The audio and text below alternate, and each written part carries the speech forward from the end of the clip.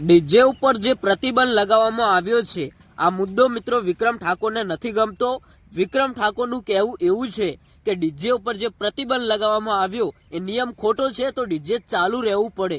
અત્યારે હાલ એક સૌથી મોટા સમાચાર મળી રહ્યા છે કે મિત્રો તમે બધા જાણો છો કે પાટણ બનાસકાંઠા અનેક નાના મોટા વિસ્તારના ઠાકોર સમાજના લગ્ન પ્રસંગ નિમિત્તે મિત્રો ડીજે તદ્દન બંધ રાખવામાં આવ્યું છે અને આ મુદ્દો ખૂબ જ ચર્ચામાં ચાલે છે કારણ કે ઘણા બધા ડીજે વાળા ભાઈઓનું કહેવું એવું છે કે સમાજની અંદર જે ડીજે બંધ કરાવ્યું એના કારણે હવે અમારી રોજીરોટી બંધ થઈ ગઈ છે।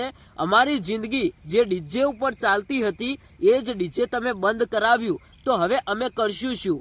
તો મિત્રો આ મુદ્દાથી વિક્રમ ઠાકોર પણ નારાજ છે કારણ કે ભાઈ વિક્રમ ઠાકોર એક કલાકાર છે અને વિક્રમ ઠાકોરને ડીજે અને મિત્રો આ બધાની તો ખૂબ જ જરૂર પડતી હોય છે અને વિક્રમ ઠાકોરે ઘણી સભાઓની અંદર પણ કહ્યું। 2 દિવસ પહેલા પણ મિત્રો ઠાકોર સમાજનું જે મહાસંમેલન ગાંધીનગરમાં હતું ત્યાં મિત્રો લાખોની સંખ્યામાં લોકો બેઠા હતા, લાખોની સંખ્યામાં ઠાકોર સમાજના ભાઈઓ બેઠા હતા।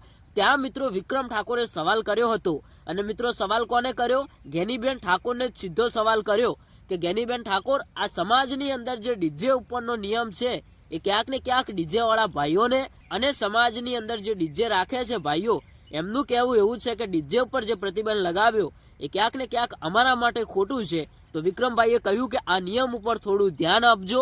એટલા માટે જ મિત્રો અત્યારે હાલ વિક્રમ ઠાકોર પણ કહે છે કે ડીજે ઉપર જે પ્રતિબંધ લગાવ્યું એ નિયમ મને પણ ખોટો લાગે છે। વિક્રમ ઠાકોરનું એક કોલ રેકોર્ડિંગ પણ વાયરલ થયું એમાં ભાઈ વિક્રમ ઠાકોર ખુલ્લેઆમ કહે છે કે આ ક્યાંક ને ક્યાંક આ મુદ્દો મારા કહેવા પ્રમાણે તો એવું જ લાગે છે કે આ ડીજે ઉપર જે પ્રતિબંધ લગાવ્યું એ ક્યાંક ને ક્યાંક ડીજે વાળા ભાઈઓને નુકસાન પહોંચતું હશે, એમની રોજીરોટી છીનવાતી હશે। પણ ભાઈ ગેનીબેન ઠાકોરે તો વળતો જવાબ આપી નાખ્યો કે ડીજે ઉપર જે નિયમ લાગુ કરવામાં આવ્યો છે, સમાજનું જે બંધારણ કરવામાં આવ્યું છે એ ગેનીબેન ઠાકોરે એકલાએ નથી કર્યું, આ બધા સમાજનો નિર્ણય છે। એટલે કે ઠાકોર સમાજના મોટા મોટા આગેવાનોનો નિર્ણય છે, સમાજને ગમ્યું છે ત્યારે આ મુદ્દો અમલમાં મૂકવામાં આવ્યો છે। કદાચ જો આ મુદ્દા વિશે કોઈ વાત કરવાની થશે તો મિત્રો આ બંધારણને જ્યારે 1 વર્ષ પૂરું થશે અને 1 વર્ષની ઉજવણી કરવામાં આવશે એના પછી જ કોઈ નવા મુદ્દા દાખલ કરવામાં આવશે અને જે જૂના મુદ્દા છે એને હટાવવામાં આવશે। અને કહ્યું કે 12 મહિના સુધી તો આમાં કોઈ જ બદલાવ નહીં થાય।